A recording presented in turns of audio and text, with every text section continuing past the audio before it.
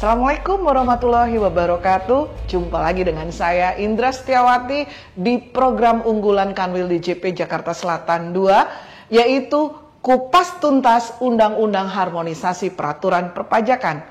Kali ini kita akan mengupas tuntas salah satu topik bahasan yang ada dalam Undang-Undang HPP, yaitu Program Pengungkapan Sukarela atau PPS, yang disebut juga dalam bahasa asingnya Voluntary Disclosure Program. Pemerintah memastikan prosedur pelaksanaan PPS akan lebih mudah dari tax amnesty.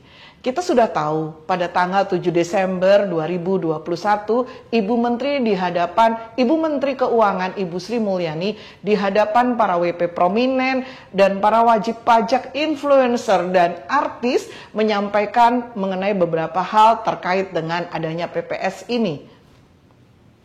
Ini teman-teman wajib pajak, mungkin kalau ada yang memang punya kewajiban belum sepenuhnya disampaikan, ada bagusnya untuk menggunakan kesempatan yang hanya 6 bulan. 1 Januari hingga 30 Juni tahun 2022.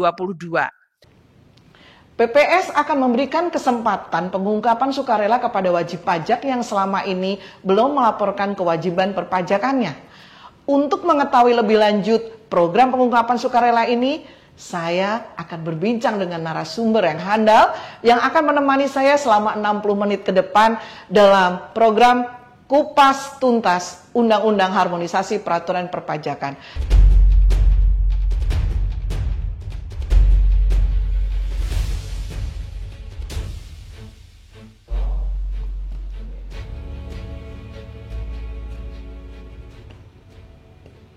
Kawan pajak, jumpa lagi dengan saya setelah jeda pariwara tadi. Dan kali ini saya sudah bersama dengan narasumber kita yang akan menemani saya beberapa saat ke depan, yang akan menjawab beberapa pertanyaan yang ada di masyarakat. Dan narasumber kita adalah Ibu Francisca Yanse, fungsional penyuluh madya di Kanwil Jakarta Selatan 2. Apa kabar Ibu Francisca? Baik, terima kasih. Saya panggil dengan Mbak Francisca, Mbak Siska ya. Oke. Kabar baik hari ini? Kabar baik. Gimana dengan Miss? Alhamdulillah baik juga hari ini. Kita bertemu lagi di program kita yang pasti kupas tuntas, dan tentunya ini akan membantu masyarakat untuk mengetahui program-program Direktorat Jenderal Pajak, khususnya menyangkut undang-undang HPP ya, harmonisasi peraturan perpajakan. Iya. Jadi saya sudah kumpulkan pertanyaan yang ada di masyarakat, Mbak Siska. Jadi pertanyaan ini beberapa hal yang nanti mungkin akan dijawab Mbak Siska secara langsung maupun dengan satu narasumber saya berikutnya. Pertanyaan yang pertama, Mbak Siska, apa sih sebenarnya dasar hukum PPS ini ya? Oh ya. Nah, dasar hukum dari program pengungkapan sukarela ini sebetulnya berbarengan dengan Undang-Undang Harmonisasi Peraturan Perpajakan. Karena sebetulnya program pengungkapan sukarela ini adalah salah satu klaster di dalam undang-undang tersebut yang sudah disahkan tanggal 29 Oktober tahun 2021. Nah, itu tadi mengenai dasar hukumnya jelas bahwa program pengungkapan sukarela merupakan satu klaster yang dibahas di dalam Undang-Undang HPP. Lalu Mbak Siska, apa yang dimaksud dengan program pengungkapan sukarela itu atau Voluntary Disclosure Program? Mungkin yang kita tahu Mbak Siska, Ibu Menteri kemarin di hadapan para WP prominen ya sudah menyampaikan sosialisasi kepada masyarakat harus tuntas, namun tidak rumit. Nah, mungkin ini Mbak Siska sebagai salah satu fungsional penyuluh madya yang ada di Kanwil Jakarta Selatan 2 akan lebih memberikan masukan atau mungkin pengertian kepada masyarakat luas, terutama pada kawan pajak. Sebenarnya PPS ini apa sih, pengungkapan program sukarela ini? Silahkan Mbak Siska untuk dijawab. Ya, terima kasih Miss Indri.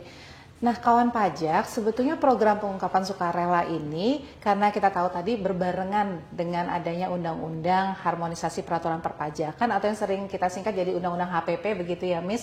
Ini adalah menyiapkan dulu nih. Jadi menyiapkan dengan cara memberikan kesempatan kepada para wajib pajak. Yang pertama, wajib pajak yang seperti apa? Wajib pajak yang pertama itu adalah yang belum atau kurang mengungkapkan hartanya pada saat mengikuti TA. Nah, tax itu. amnesty Iya, ya. Jadi tax amnesty. beberapa tahun yang lalu pemerintah Iya. sudah mempunyai program khusus yaitu tax amnesty. Nah, yang belum lengkap pada saat itu, Iya. yang belum diungkapkan saat Iya. itu bisa diungkapkan sendiri dengan Betul program PPS ini. Betul, karena kan waktu pas tax amnesty kita tahu sendiri kalau misalnya ternyata Dirjen Pajak itu menemukan harta yang belum atau kurang diungkap, itu sanksinya berat, kawan pajak gitu ya Miss ya. Nah, jadi yang pertama targetnya itu, lalu yang kedua nih Miss, yang kedua adalah wajib pajak yang memang secara sukarela ingin mengungkapkan hartanya karena ingin ikut serta gitu ya untuk melaksanakan kewajiban perpajakannya secara baik dan benar. Jadi sebelum kita masuk era perpajakan yang baru dengan Undang-Undang HPP ini, kita siapkan dulu gitu wajib pajaknya Miss. Siap. Target mulai atau apa namanya kayak taksi tuh Miss argonya, mulai Dari nol. Iya, betul sekali. Nah, kalau tadi kita sudah tahu ya, yang dimaksud dengan program PPS itu apa? Kemudian yang saya ingin tanyakan, sebenarnya tujuannya apa sih pemerintah melaksanakan program PPS ini, program pengungkapan sukarela? Mungkin masyarakat di luar sana kan sudah ada tax amnesty, kemarin sudah ada lagi tax amnesty jilid 2, lalu ini ada program baru lagi. Apa sih maksud dan tujuannya gitu ya, gitu. Mungkin bisa disampaikan Mbak Siska? Iya, betul sekali Miss. Tujuannya tadi sudah disampaikan ya Miss, intinya kita kan akan masuk ke era baru perpajakan kawan pajak. Nah, ini kesempatan nih untuk ikut PPS ini. Jadi sebelum kita nanti ikut ke Undang-Undang HPP yang menjunjung tinggi keadilan dan pastinya kepastian hukum, dan tentunya untuk yang tidak mampu akan diberikan insentif yang banyak, tapi untuk nanti yang mengemplang pajak ini sanksinya berat, begitu kan ya Miss. Nah, jadi memang ada beberapa latar belakang begitu. Tadi latar belakang pertama karena ternyata masih ada peserta tax amnesty yang belum atau kurang ungkap. Kan kasihan kalau misalnya nanti kena sanksi yang berat begitu ya Miss ya. Jadi dikasih kesempatan lagi supaya bisa ikut tarif yang kecil, relatif kecil dan tentunya nanti menghindari sanksi. Nah, Dirjen Pajak ini kan sudah berkoordinasi tentunya dengan institusi lain, juga dengan kementerian lain gitu ya, dan bahkan juga lembaga-lembaga di luar pemerintahan dan juga bahkan dengan kerjasama dengan luar negeri tuh Miss. Nah, kita juga kenal yang namanya Automatic Exchange of Information yang semakin lama ini semakin banyak data masuk gitu ya. Jadi Dirjen Pajak itu sering dapat data dari OJK, Otoritas Jasa Jadi Keuangan. pada dasarnya gini ya Mbak Siska, artinya bahwa sebelum diungkap oleh pihak lain, ungkaplah sendiri dengan kesadaran sendiri, wajib pajak mengungkapkan harta atau mungkin kegiatan yang belum dilaporkan di dalam SPT-nya. Jadi mumpung ini ada program yang sangat bermanfaat, hayuklah kita sadar diri deh untuk mengungkapkan sendiri dengan tarif yang tadi sudah disampaikan relatif lebih rendah gitu ya. Oke. Ya, itu tadi Mbak Siska ya tujuan utamanya. Lalu Mbak Siska, kita tahu waktu tax amnesty yang lalu itu kan orang berbondong-bondong ya. Sampai jam 12 malam mereka menunggu antrian yang luar biasa. Lalu pemerintah pastinya dari Direktorat Jenderal Pajak pun memikirkan hal tersebut. Jangan sampai mempersulit wajib pajak dong, karena mereka sendiri sudah sukarela mengungkapkan harta atau mungkin kewajiban yang belum dilaporkan. Apakah ada aplikasi gitu ya yang membuat tidak perlu antri lagi masyarakat untuk ikut mengungkapkan secara sukarela harta maupun kewajiban perpajakannya? Apakah ada gitu? Nah, itu pertanyaannya Mbak Siska, silakan. Iya, baik. Nah, tentunya kawan pajak yang sudah sering menggunakan layanan dari Dirjen Pajak itu pasti mengetahui kalau sekarang kita ini punya banyak sekali aplikasi yang memudahkan wajib pajak untuk bisa melakukan kewajibannya tentunya di mana saja dan kapanpun kan ya Miss ya. Siap. Nah, jadi paling tidak nanti aplikasi untuk antrian yang seperti Miss sampaikan tadi supaya tidak ngantri lama begitu, teman pajak tentunya bisa nanti pakai aplikasi Kunjung Pajak. Jadi nanti kan datangnya sesuai dengan aplikasi tersebut yang sudah diatur begitu ya, misalnya jam 9 ya berarti jam 9 saja datangnya kan begitu ya Miss ya. Di samping itu tentunya jika sudah mengetahui nanti tentang tata caranya bisa juga nanti mengikuti program pengungkapan sukarela ini secara langsung lewat akun DJP online-nya kawan pajak sendiri gitu.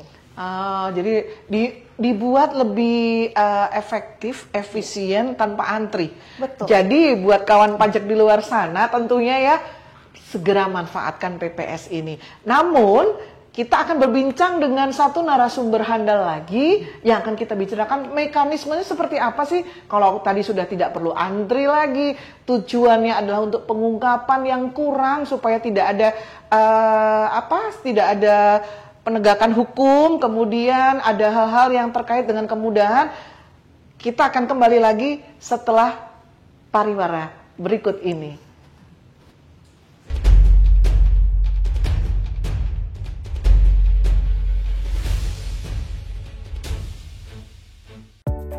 Menjadi sukses dimulai dengan lebih bijaksana dalam mengelola waktu. Ada 3 alasan mengapa Anda harus melaporkan SPT tahunan lebih awal. Bebas dari rasa was-was, merasa lebih tenang, bisa fokus pada pencapaian Anda berikutnya. Lapor SPT lebih awal tidak hanya menentukan masa depan Anda, tapi juga seluruh bangsa Indonesia. Saya sudah lapor SPT. Bagaimana dengan Anda?